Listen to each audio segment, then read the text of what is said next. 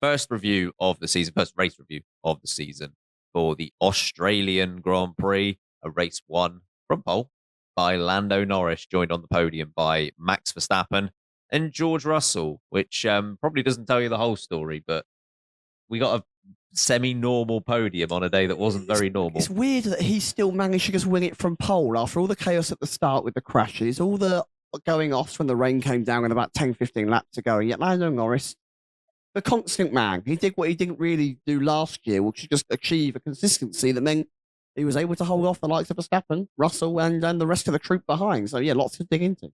Let's start out front. Lando Norris had a bit of a job. Like, we know that coming out of qualifying, McLaren looked pretty good. They did. And I think if they had the choice, they would have had the conditions today exactly the same as yesterday. They were not. We pretty much exclusively used the intermediate tyres and a bit on the dry tyres as well. So changing conditions, but Lando Norris still able to come out on top. How impressed were you by his performance? I think Lando did a very good job. There was a lot of pressure on this race. You know, he had Piastri right behind him for a lot of the race. He had Verstappen right behind him for a lot of the race. And the one person, we saw Lando go off, but that was when the conditions suddenly dramatically worsened and he was on the wrong tyre.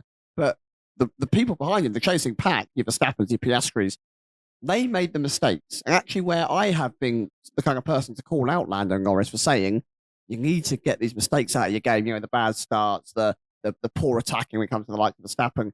He was pretty flawless today, other than that one error that I spoke about where the weather just came down and it was a nightmare for so many drivers. So almost understandable that a mistake was made then. But Verstappen, who we so rarely see crack under pressure, locked up going into the right hand, right at the start of sector 2, end of sector 2, sorry, start of sector 3, which meant that Piastri got back by. And those who kind of had a bit of a squabble, we heard the kind of interdynamics between McLaren, who were kind of like, well, they can just go and race. But then Piastri got close, so was told to hold. And then he fell back a bit, so then was told to go race again. And again, it's that silliness that McLaren can bring that they don't seem to have a clear and concise message. But all of this meant that Lando Norris kept his cool, kept calm, and he delivered that win. And he brought home a pole to win, led every lap other than when the pits actually happened. He got passed on track properly. He dealt with it really, really well. Really impressed. Yeah, I was very impressed as well because I think we've seen in the past from Lando Norris that he has phenomenal pace at certain Grand Prix, but isn't then able to take advantage of it because something happens not relating to his pace. I feel like we had something of the opposite today in that his pace was good, don't get me wrong, but it wasn't outstanding. We had multiple instances where either Max Verstappen or Oscar Piastri seemed to have a little bit more pace than Lando Norris back in the did. DRS regularly when it was active, right? Yeah, and which is fine. That happens. You aren't always the fastest guy on track. It's more about what you do with the qualifying positions that you put yourself in when you are quick, taking advantage of it. And that's kind of what we got from Lando Norris today, which I think to an extent has been missing in the past. So the fact that he was able to soak up the pressure, the fact that he was able to have Verstappen in his DRS very late on, obviously we had that Oscar Piastri threatening him earlier on in the race. And in both situations, he was up to the task, which, I don't know, for me, that is a good sign for this season. Yeah, especially the first race of the season that he's come into it. The car is clearly a little bit more dominant than we were expecting it to be, even through practice. Qualifying, it was phenomenal. Even in these racing conditions, it looks like it's those two and Verstappen over driving a car in conditions that suit him. I mean, at one point, Verstappen was like, 15 seconds back from the Piastri, moment they broke out the battle, they were gone. And Verstappen wasn't able to follow any further. So that McLaren is clearly a bit better than the rest of the chasing pack. I think no more, I know what fuel they're running, chit-chat. You got a good car under Orlando. You got to take advantage of it. And to be fair, he did take advantage of it and he won that Grand Prix. I would be, and I'm sorry, Lando fans, I would be very interested to see how Verstappen, Leclerc, even Russell would have performed that race in that McLaren. I do wonder if the gap would have been bigger earlier on. Yeah, I'm not sure. Like I said, I don't think this is Lando Norris's greatest race win just based on out-and-out pace like we've seen from him in the past, the likes of Singapore Grand Prix or the Dutch Grand Prix where he's winning these races by over 20 seconds. I don't think we ever saw that sort of pace from Lando Norris. And yeah, he was matched by Oscar Piastri, and there were times in the race where he was matched by Verstappen as well. But again, I do think that will come at certain races, that won't come at certain races. But in the ones where it isn't an immediate advantage, if you're able to defend as well as he did, and that has been a bit of a weakness in the past, then you're on for a good season. So this will be the start he wanted. Yeah. I think, to be honest, now he's got the faith in the car. Now we know the car is good. Now he's almost settled those pre-game nerves, so to speak, by getting the pole, getting the win. I think he can kick on comfortably. I can excuse the off that he had in the final sector as well, because on a day where it felt like nearly everyone had an incident, Yeah. if not more, that was one of the lowest key incidents. Like, there were plenty of retirements. Well, you saw what happened to Piastri, who made the same mistake. It just kept happening. He ended up last at one point, right? That could have very easily been Lando Norris if he'd made, I don't know, one slight further error of going off there or got caught in the grass the wrong way. Both of them could have been stuck reversing, trying to get back on track. And that would have been disaster for McLaren. So he handled the off well. It's a shame he had the off, but like you said, it is somewhat understandable. They were incredibly treacherous conditions. Yeah, and it's not like we can just point at the rookies and say they were the ones that had the issues. I know that they made up a good chunk of them. We had Bortoletto and Hadjar and Doohan, but we also had Fernando Alonso retire today. We had Max Verstappen make a critical error. Sainz was out. Yes, so we had these experienced names in the sport also making these errors that really hurt their race. So to get away with just that small one going through the gravel, I think he'll be pretty happy with his day's work. What about his teammate? So qualifying yesterday, less than a tenth separated. So even though it was Norris out front, it wasn't a large gap back to Piastri in second. He didn't get the best start in the world. No, he's passed by Max Verstappen in turn one. I think he'll be annoyed at qualifying because he even admitted he left something on the table just to get the lap in, because he made that mistake the first time round, of course, and it meant he didn't have that banker in place, so he couldn't push. So the pace was there, apparently, according to him, that he could have got pole position. So it'll be frustrating for him that he wasn't able to get that at his home Grand Prix. Start wasn't great. Max Verstappen kind of does the juke on him through turn one, gets around the outside, move is done. So he's got to sit behind. But then I think he then recovers really well. And my heart breaks a little bit for Oscar Piastri, because as much as I've said in the other part there that Lando Norris didn't get lucky with his off, he controlled it well and managed to recover. I do think it could have quite easily been the same way for Oscar Piastri, where Norris is the one that ends off stuck in the grass, having to reverse, and Piastri is the one that's actually able to quickly catch it, recover, and would have, in theory, probably gone to win that race. So to see two drivers have almost exactly the same instinct on the same corner at the same moment, one wins the race, one barely makes it back into the points. That's very contrasting, and the results in the future, when we come back and look at this race, we'll see that they go, oh, wow, they were separated by so much. But I think his pace at some points during that Grand Prix, he was the fastest man on track. And I think this is a very positive step for Oscar Piastri. He just needs to have a mistake-free race, whether that be his own fault or not. He just needs one race where he's right at the front for it to just be clean and easy. And that's why it was such a mixed and difficult to review weekend for Piastri, because the encouraging signs were the pace that he had in qualifying. He was very good, and I've made a point of questioning his record versus Lando Norris in qualifying, particularly last season, where Norris was very comfortably the better of the two drivers. And even though he got the advantage here, I've always said, like, Piastri can perform well in races, and if he trusts that, then if he is one place behind, he can make that work. The start wasn't great, obviously, but for the rest of the Grand Prix, I do think he had probably the pace to win that I agree. Grand Prix. And it's a weird one. Again, like, if you were to say going into this season, based on where they were last season, and you didn't say the results to Piastri, you just said, on pure pace, this is what you're going to be versus your teammate. He'd have gone, yeah, solid. I will take that. That's a really good start to the season. And the fact that he's only coming away with 2 points versus his teammate getting 25 is a real stinger. He's immediately got an uphill climb. That's a real. If the car is going to be that dominant, it might end up being a 2-horse race with the likes of Verstappen maybe featuring in certain races. I do think he was out driving that car still. Then having a 23 gap or point gap already, he's going to need a Norris mistake or a DNF to, bring that back immediately. Yeah. It's difficult to know again where to land on optimism versus pessimism, because the optimistic side of it is he was able to display his pace today, and if he's able to do that countless times over during the season, more often than not, it's going to work out for him and he might be in a championship fight. The other way to look at it is if not every race is going to be like this, then you really need to take advantage of the ones that are. And regardless of where you land on whose fault it was, it's it's it's a big deficit from a Grand Prix where he had such good pace. What I do commend him on is one, he didn't just let the car retire. He didn't get stuck in that grass and just stop. Yeah. You could tell he was frustrated, understandably, very understandable. But the way he not only got the car out the grass, he then recovered to the pits, got the right tyres on, and fought his way back to at least some points. A lot of drivers would have retired the car to start off with, or just gone, I've lost my head, I don't really want to either make another mistake, or just never got the moves done. We never have made that moves. I mean, we've said before how cutthroat Piastri is with overtaking. We get to the opportunity, and you saw that. The move on Lewis Hamilton around the outside. Yeah, that was sensational. quality. Naughty move. Good ones leading up to that as well. There were, that was probably the best of the bunch, but he really cut his way through the back of the pack. And we know that McLaren is the fastest, but he was going through some semi-difficult cars. He was on the brink of the points. He had the Alpine there. He had the Ferrari. There was a few others that he had to get past as well.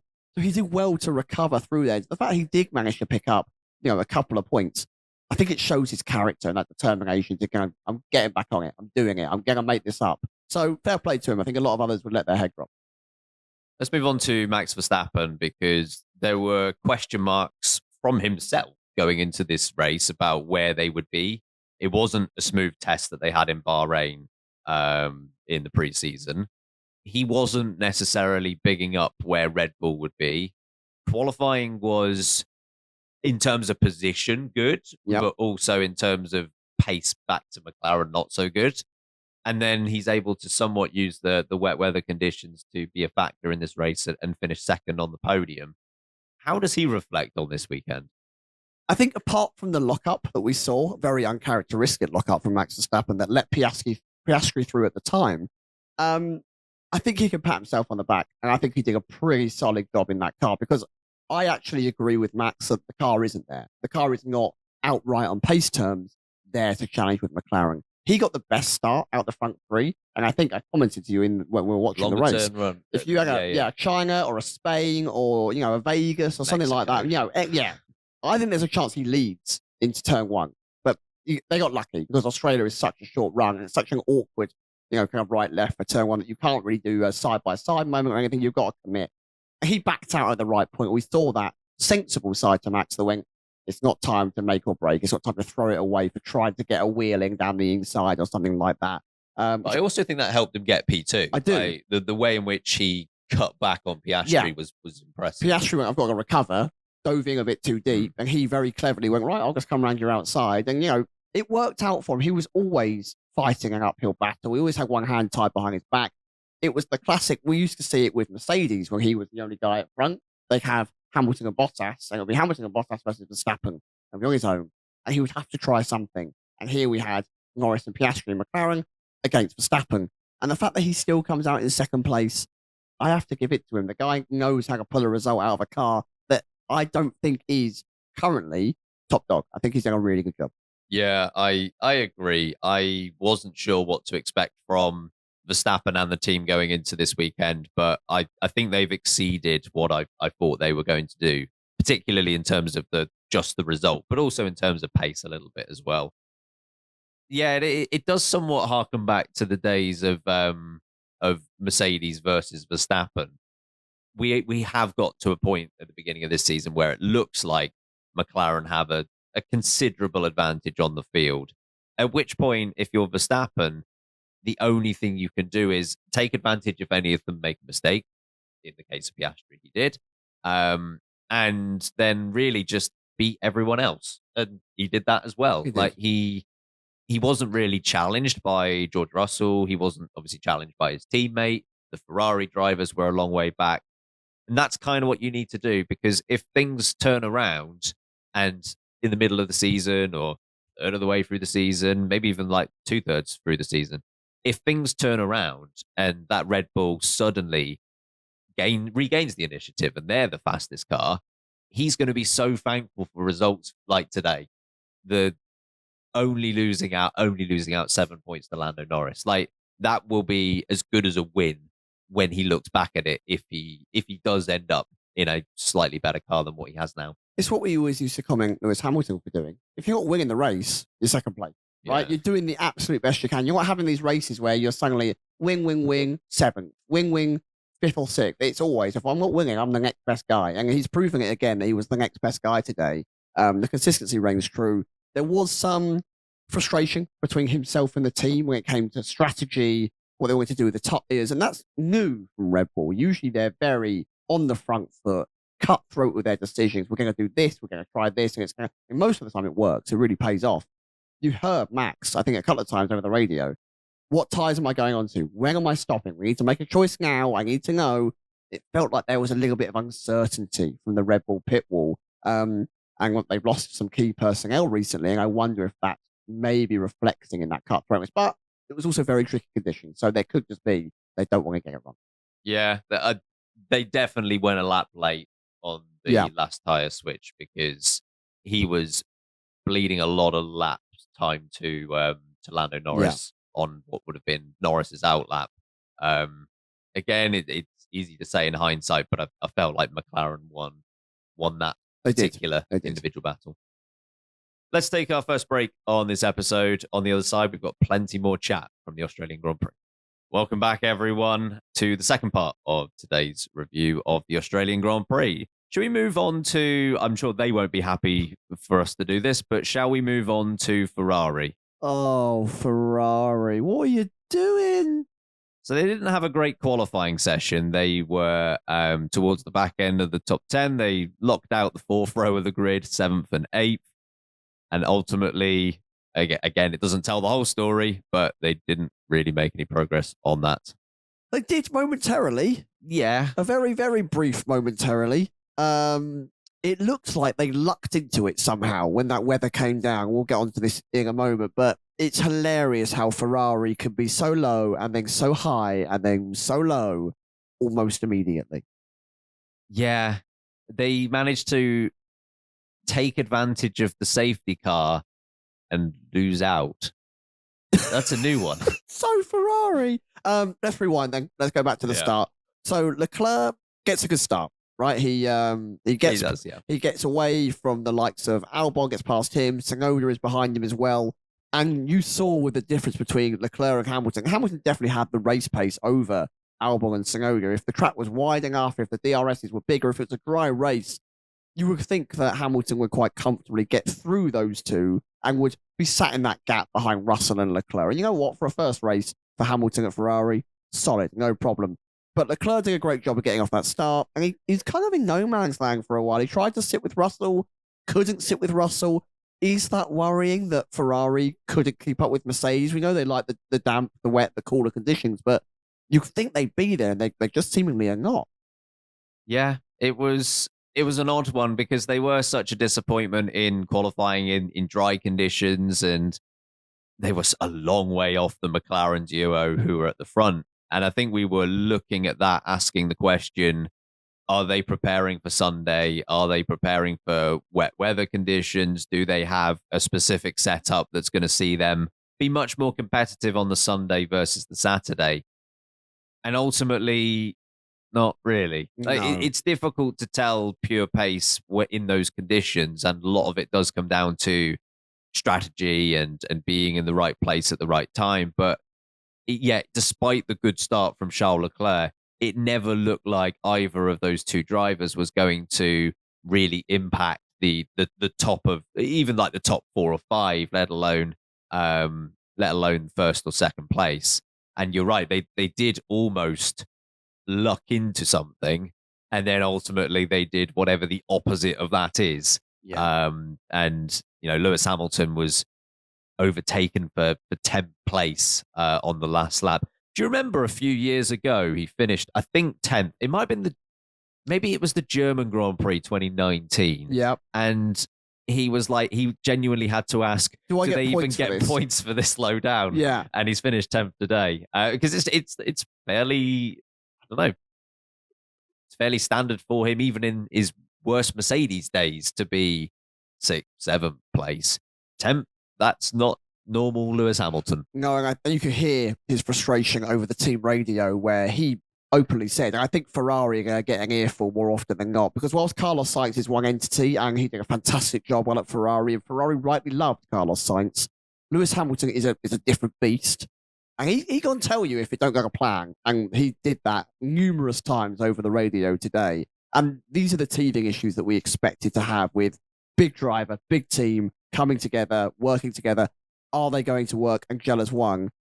Yes and no is the answer. Ferrari was still doing Ferrari things. You know, oh, my cockpit is leaking. It's full of water. I think it could be water. What do you think? Is it the water? You know, like it's really fantastic to have that level of commentary from highly trained engineers. Good job, Ferrari. But then you've got Lewis Hamilton, who's like, where am I slow? Turns 11 and 12. Okay, can you stop talking to me? Because all you're doing is talking to me. Please. And the poor engineer is going, just press K1 for practice. Just give it a go. Not close enough. I know how to press a button on my steering wheel. I've done this a long time.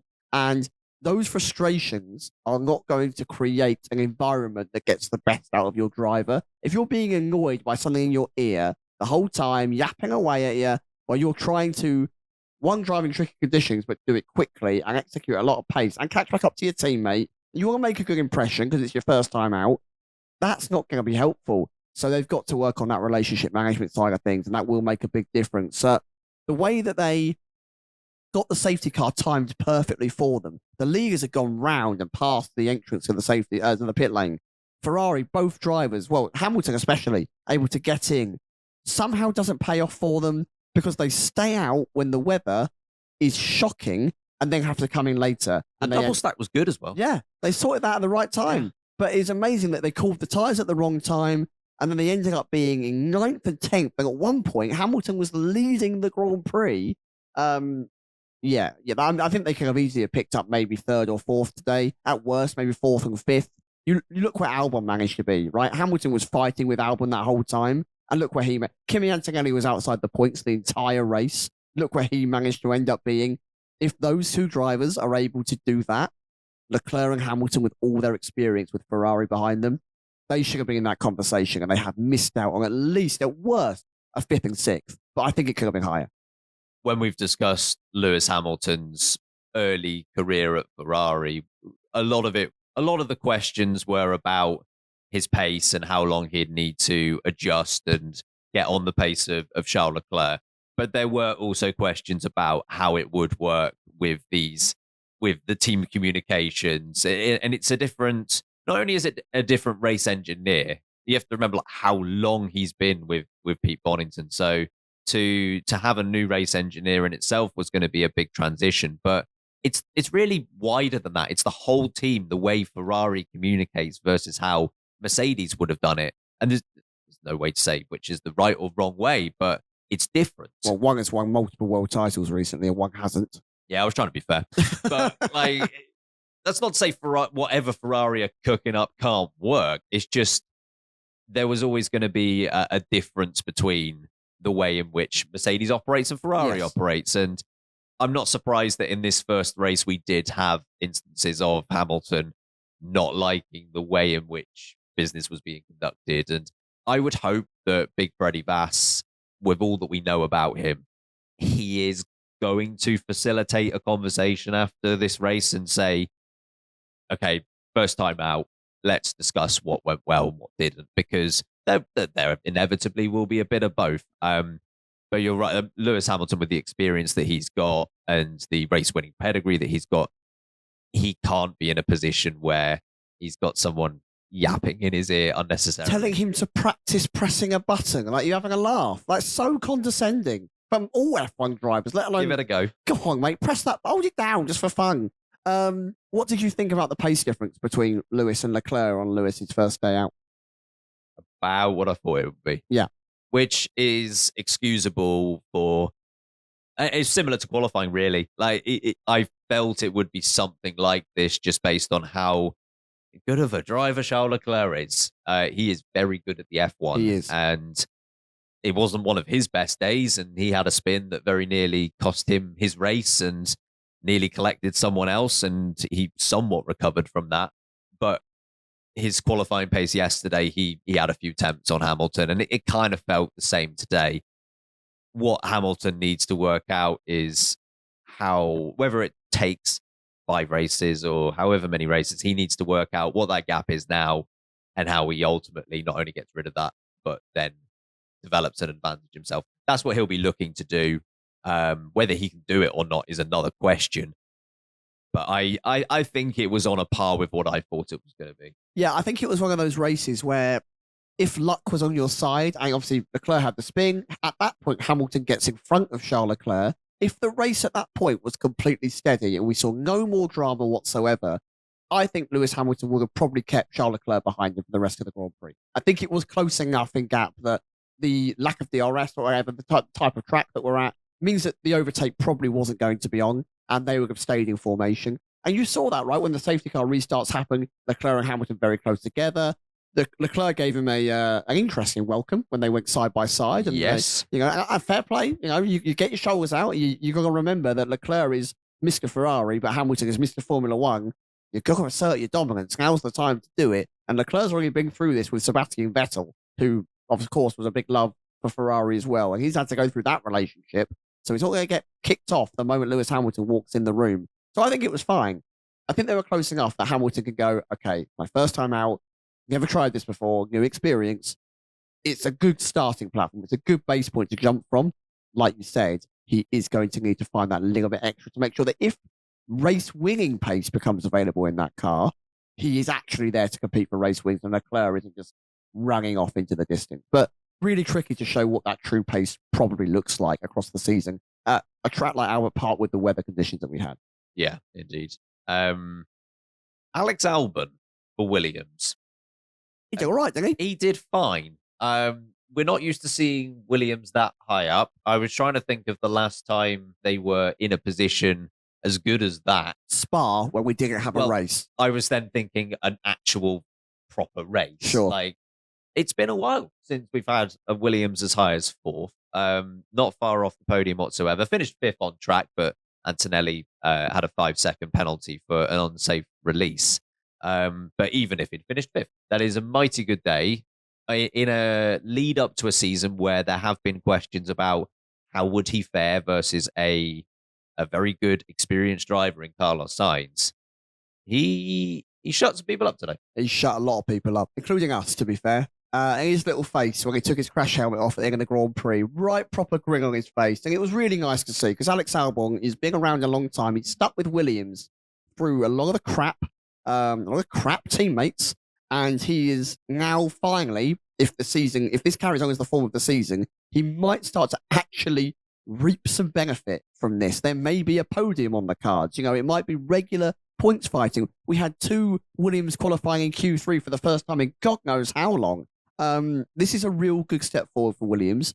I hope it doesn't hinder their 2026 progress moving forward, and I hope that actually it's just almost an additional benefit. The upgrades they're trialing for 26 apply to the current car, and they're seeing good benefit. That would be great.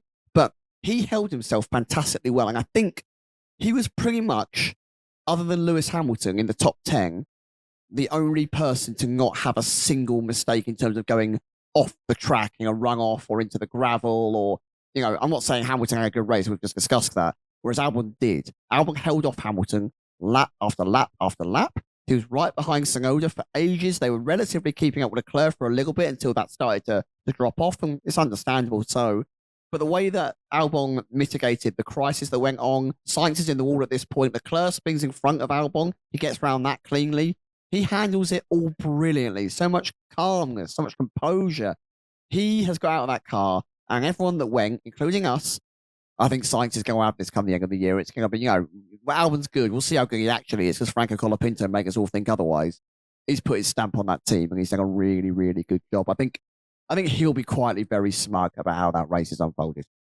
And he deserves to be. That was an excellent performance. And there were so many things from this weekend that will give himself and the team reason to be optimistic moving forward. Because, yes, we had a wet weather race today, and there were things that happened that wouldn't happen in a standard race.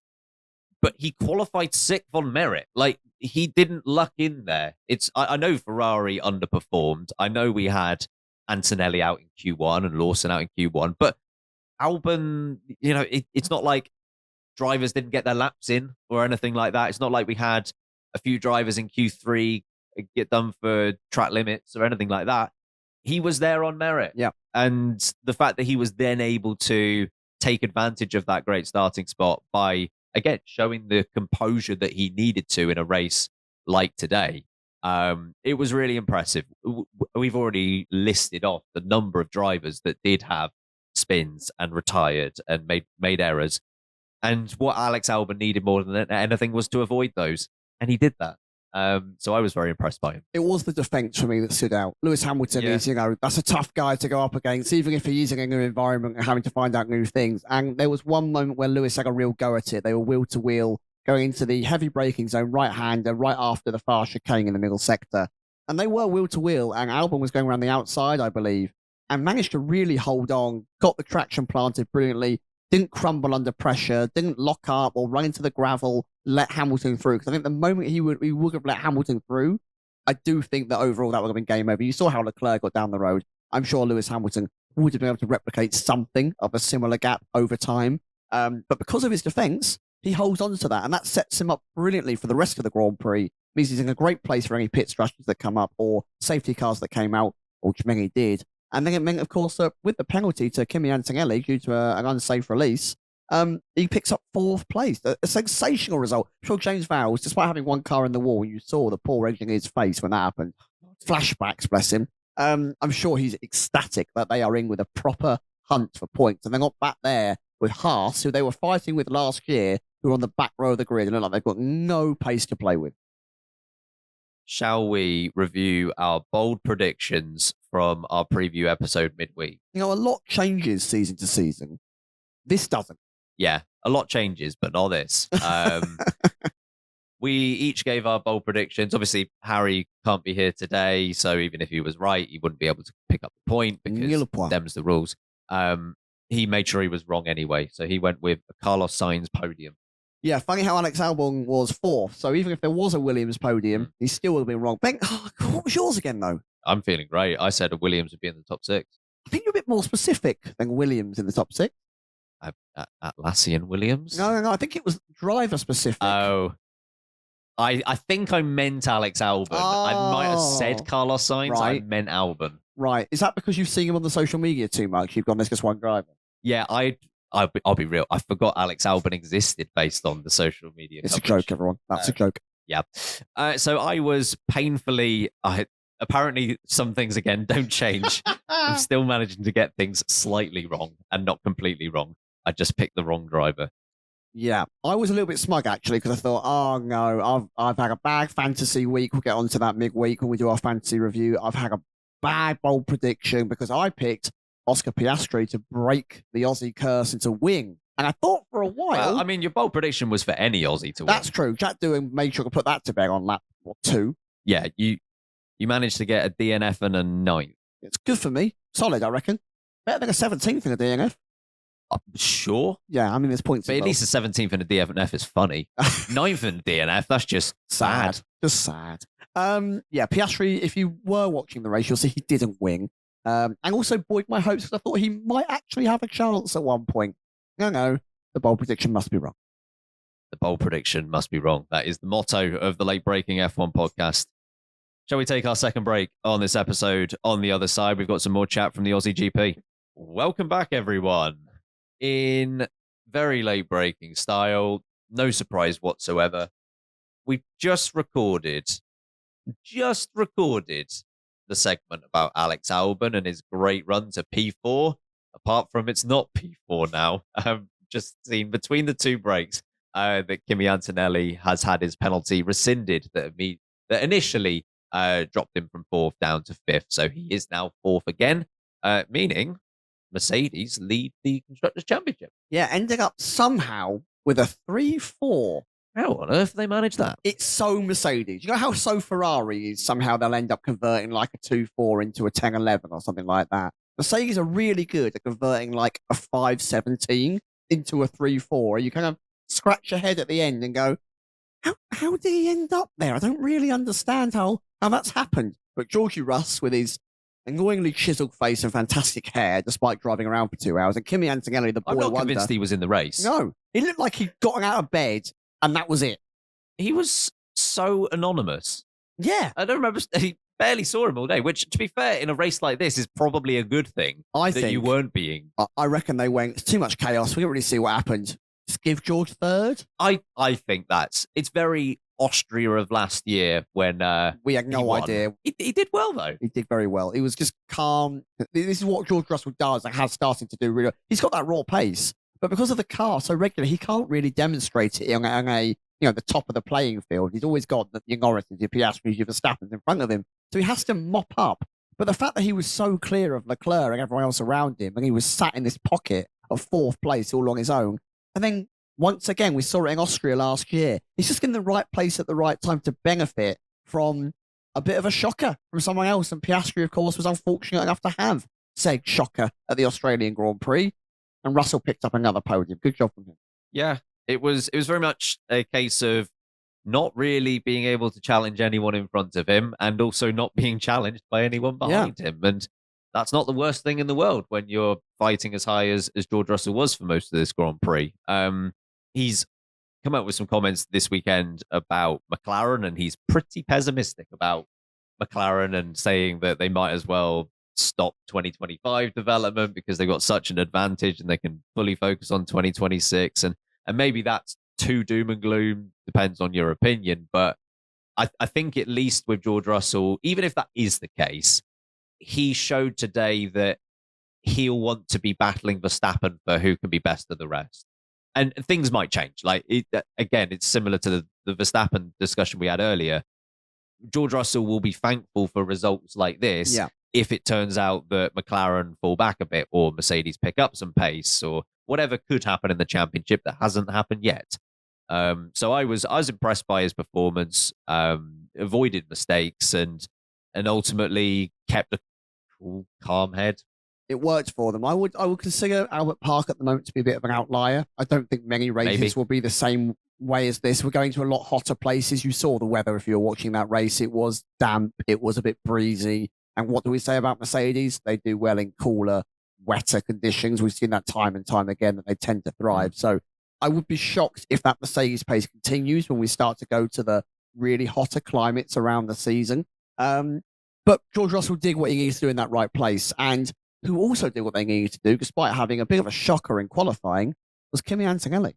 Yeah, so knocked out in Q1, had a lot of work to do in the race, had more work to do when he had to overtake Hulkenberg at least 96 times, but eventually got that done. And all of a sudden, I don't remember the lap exactly, but I think just after all of the stops, we kind of just looked up at the timing tower and went, how? He's suddenly in fifth. Yeah, it felt like he got there. I know he overtook Hulkenberg. And I don't mean this as an insult at all, by the way. It's not like he overtook 15 cars to get there. No, he took advantage of everyone else. He massively benefited from the poor weather. We saw all the spins that started to happen. We saw maybe the not right or incorrect tyre calls where people going a lap late or the wrong call. I just think Mercedes got it right. And actually, so often we criticise Mercedes historically for being on the back foot, slow, indecisive on what they want to do, and regularly it costs them. Yet today, they were calm, they were quiet. You barely heard from Mercedes, unless it was Kimi Antonelli driving at the speed of light, spinning off when he overtakes someone and having to do it all again. The man only knows speed, doesn't understand slowness. Doesn't exist in his vocabulary. He doesn't know what the left pedal does. He thinks it's just a footrest for him. But he did a great job at getting through the traffic in the early field. Yes, he benefited from people crashing out in front of him, but he could have been crashing out, right? You saw how easy it was. Fernando Alonso did it. Yeah. And that tells you that it was treacherous out there. If someone as good as Sainz, as good as Alonso, were just dropping the car on their own, it was tough. But he made one mistake after he got past Hulkenberg, So then he immediately got past Hulkenberg again, and then he got past Alonso. He starts attacking the likes of Gasly, and you think the kid's got some real pace here. That Mercedes is not the fastest car on track, but he's really starting to move his way through. And then the safety cars and the weather starts rolling in. He's in the right place at the right time. He does a great job right at the end of the race. He moves up a couple more positions. And now he's having his penalty rescinded. So he finishes right behind George Russell, who, as much as George Russell can be very happy with what he's done, there's no position separating you and your godchild teammate. A slight correction to what I said earlier, by the way. I said that Mercedes were leading the Constructors' Championship. It's a tie for first between themselves and McLaren, and I think officially McLaren will be first based on Norris taking the win. But the fact that they are tied at the top on 27 is pretty good going for a race where one of their drivers was knocked out in Q1. And again, Antonelli, this was his first ever race. Let's not forget. I think he became the second youngest point scorer second youngest point scorer on debut in F1 history of all time. Yeah, it's only Max Verstappen who was younger. So the fact that he was able to, in very tricky conditions, first time out, perform as he did, where many other rookies did not fare as well, he deserves a lot of credit for that. He was compared to the other Kimi that we know and love, Kimi Räikkönen, because in his debut, I think he went from P15 to P5, I think it was, all the way back in the Sauber, a long, long time ago. And of course, Kimi Antonelli today goes from P17 to P4. An amazing recovery. I genuinely don't think that on most days, the likes of your Leclercs, your Hamiltons would have pulled that off if the car wasn't there for them. And he really, really made it work. He is a flying in the seat of his pants kind of driver. You look on board all the time. They have that bloody gyro cam, which I love, but they put it on Kimi Antonelli's car to look like he's in some kind of fighter jet. Like he might be. Maybe he is. He might be. World's smallest fighter jet pilot. He's great to watch. He's very entertaining. We have a lot of fun looking at him for the next few years while he's in this sport. Tsunoda. He almost did the opposite. So whereas Antonelli was outside the points and had to make his way back in, Tsunoda was, for a large part of this Grand Prix, taking advantage of his fifth place in qualifying yesterday, but ultimately finishes outside of the points, seemed to follow the Ferrari strategy. Yeah, but worse. The fact that he got off well, only let Leclerc through at the start, which I think is very admirable. I think he did a really good job. The gap between him and Albon was pretty much never inside the DRS zone. So it shows you that Tsunoda's pace in these conditions, very tricky again, as mentioned, was really solid. He was really holding on. He was really up there with the Williams, who I think has got a faster car overall. Clearly able to stay in front of the likes of the Alpine, which was a couple of places back, and Gasly behind Hamilton. And I think he was punching above his weight. I think he was out driving that car. So when it comes around to being set back to outside the points, probably for an issue that wasn't really his own doing, swept up again in the drama, unable to take advantage of the tyre changes, poor calls from the team. It's a real shame because someone like Yuki could have done with a big whack of 10 points at the start of the season to separate himself from the rest of this midfield pack where he's trying to prove what he's able to do. And now the record books are going to show he's got no points and he didn't take anything away despite a brilliant qualifying. Actually, for the first 85% of the race, a really solid performance from him. This sucks for him because he deserved points this weekend. And you're right, the record books will show nothing. And there will be some, and you could argue, important people within his career who will remember the context of this race, but there are many that won't. Yeah. And you'll see 12th place Australian Grand Prix and go, oh, didn't have a great day. Wasn't a good time for him. No. When in reality, it's not like he was scoring a lot of points last season, and a lot of that was down to the car. There was a real opportunity to get into like double figures straight away, which, you know, would have been a really welcome result. And in that car that we don't know is going to be particularly quick this season, that remains to be seen, having like a 10-point advantage on your teammate or 8 points, that would have been very difficult to catch that back up. So I feel bad for Yuki that he's come away with nothing today. Yeah, really, really sad. And a lot of teams score points today. So the fact that Racing Bulls haven't, I think it's them. I think it's Haas. And is that it? Oh, and Alpine. Yeah, Alpine managed to score no points. Well done, Alpine. There is a name that I've missed from that list that's usually in that list. It's that green one that's at the back. No, because that green one's not at the back.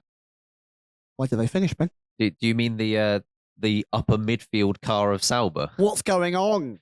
What's happening? Yeah, sorry, Ferrari. Nico Hulkenberg's here. He's the leading Ferrari power unit driver now. It is pretty funny that Hulkenberg gets 6 points on his first race for Sauber when I don't know how many races you have to go back for like Alfa Romeo to match that.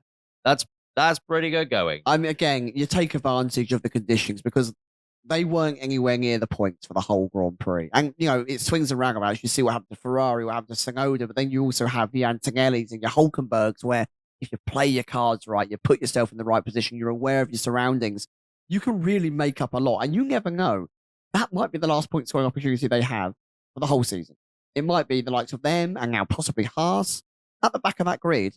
And if it's a solid grid for the rest of the other 23 races and we don't get any absolute disasters like we had today, they may never feature that high up again. That 6 points, wherever it was he picked up, could be the points that is done for the rest of the season. So he's proven once again why signing someone like Hulkenberg, so experienced, so consistent, so good in conditions like this, he's made it work and he's brought home the bacon for the team. Yeah. Mad respect to you, Nico Hulkenberg. I don't usually pull out a mad respect on the podcast, but you get one for what you were able to do today. We saw quite a few DNFs just to cover off a few of those, particularly amongst the rookies. So Isaac Hadjar on the formation lap. Jack Doohan didn't last much longer. Bortoletto did last much longer, but he went out in style. He went. You know what? He didn't. He wasn't. He wasn't falling. He was falling in style. He wasn't flying. He was falling in style. Yeah. Get that the right way around. What did you make of that? I mean, it was a tricky race for these guys to have their first Grand Prix, doing second Grand Prix ever. Yeah, I mean, I felt sorry for Hadjar. He was gutted. You know what? I sounds awful because we shouldn't have been watching, but I am glad we saw the emotion because that tells me how passionate he is for this. And I comment on this a lot, especially when drivers win.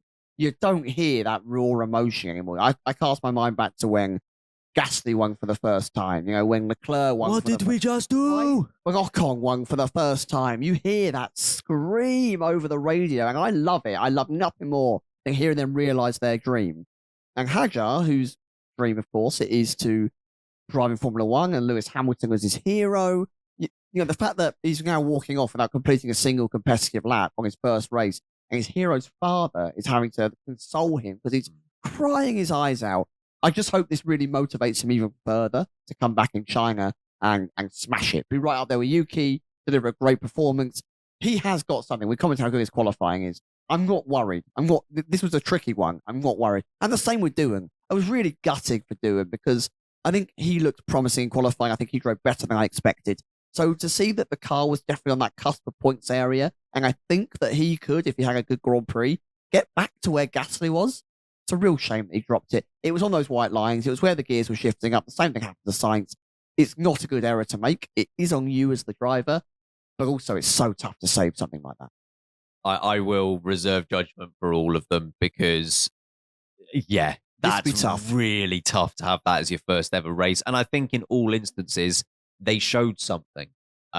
It more often than in qualifying than in the race, but they showed that they have something about them. And I will be more judgmental when we get to China and future races with the belief that it's not going to be these conditions every single time. So, I'm not going to go down too hard on these guys for what they did today. Bortoletto looked good. Yeah, he seems to have fit in very quickly, comfortably. Yeah. If you had told me I walked into Formula One and any of those dates, you go pick out the rookies, I wouldn't know that he was a rookie. He was really strong. So I think Sauber, becoming Audi, got a solid pair in there for a couple of years. Who was your driver of the day? Alex Albon, mate. He only finished fifth. Sorry. No mistakes. Incredible defense against Lewis Hamilton out of all people. Managed the conditions brilliantly. The team and him called the timings to get the tyres on at the right point. Initially picked up fourth due to the fact that he was right behind Kimi Antonelli and they got the penalty put in place. Holds off, I know it sounds silly, but holds off the Aston Martin of Stroll. Hulkenberg can't get near him. He delivered brilliantly when his teammate was in the wall. I can't really fault him here today. I don't really know what more he could have done. Yeah, copy and paste. I think he was the driver of the day as well. I mean, we've already discussed it in a topic. You've just said that there. I haven't got much to add. Like, he just did everything he needed to do and much, much more on top of that. So he's my driver of the day. Yeah, good. Worst driver of the day. Liam Lawson. Not a great one. Oh, we just spoke about all those rookies and how positive they were. And yet this guy is obviously classed as a rookie, and I can agree with that. But he has done the most driving out of all of those kids, and he was by far the worst on the track when it comes to this. He was sandwiched between the Saubers and the Haas, making no progress, spun a number of times, puts it in the wall on his own, lapped by his teammate and everyone else, just couldn't get to grips with the car. This is what I said. There were a couple of performances last year where he looked out of place and he was struggling, but his attitude and the way he kind of picks himself back up and then delivers another race, I got why he got the opportunity. This needs to be the one-off. This needs to be the outlier. I know it was tough out there, but where all the other rookies, yeah, okay, they made mistakes, but Bortoletto especially, Kimi Antonelli, and these are the people he should be looking at as competition. They're thriving. He was absolutely diving. It was a really bad weekend for Liam Lawson. I'm struggling not to agree because, yeah, he's definitely a contender. I know there were a lot of errors that happened, and maybe you want to pick out Hadjar because he's the first one that made an error and didn't even make it to the grid. Alonso with his experience, putting it in the wall like that. Also valid. Sorry, can we also just mention that Lance Stroll was there today? Got P6, didn't he? How on earth did he manage that? Again. I don't remember seeing him. What a bizarre race Fair play. Yeah, well done, Lance. Yeah, you can give it to Alonso. I do think I have to give it to Lawson as well, though. Like, there were multiple, and I know we're rating on the race and not the weekend, but the whole weekend has been really scrappy. And I know it's his first race in the Red Bull. He has had a dozen races, so it's not quite the same situation as the other rookies. And it was kind of just one of those where it didn't look like it was going to go well from first practice, and it never picked up. No. I don't want to hark on about it. I think Red Bull need to look at how these cars are balanced between the two drivers. I know Verstappen's their guy, and rightly so, but I just think it's a nightmare for everyone else to drive that car. I don't really blame him for how difficult he's struggling with it, because we're seeing it time and time again. But they need to try something to make a difference. And big brain. It's got to be Ferrari, isn't it? Yeah, they use their big brains, all right. They're big brains that don't exist, because honestly, the way that you lucked into that strategy and got the perfect moment to come in, and then you stayed out and then didn't put the right tyres on, well, you put the right tyres on but too late, how you threw away what could definitely have been a 3-4 or at least a 4-5 to end up picking up, 4 points as a team, 5 points as a team? It's not good enough, Ferrari. That's not good enough. So comfortably, Ferrari big brain strat. Yes, again, that feels like the obvious answer.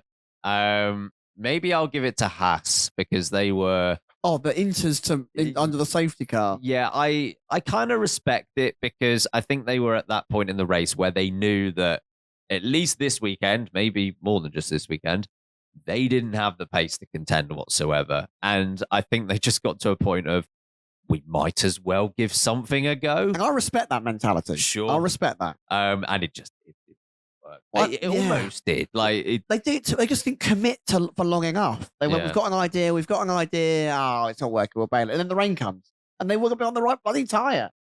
Yeah. Never mind, eh?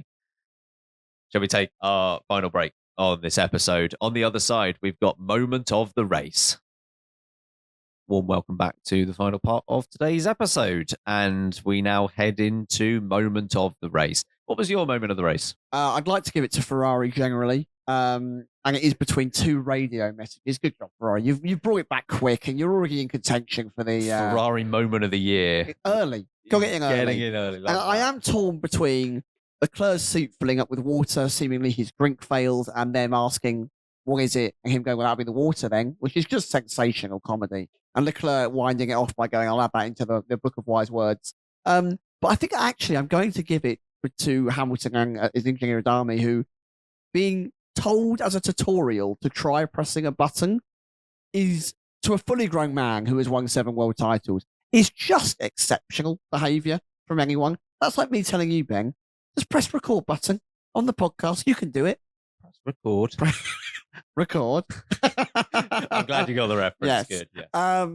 It is, it's sensational. That is a real creme de la creme moment for Ferrari. So that, for me, that takes it.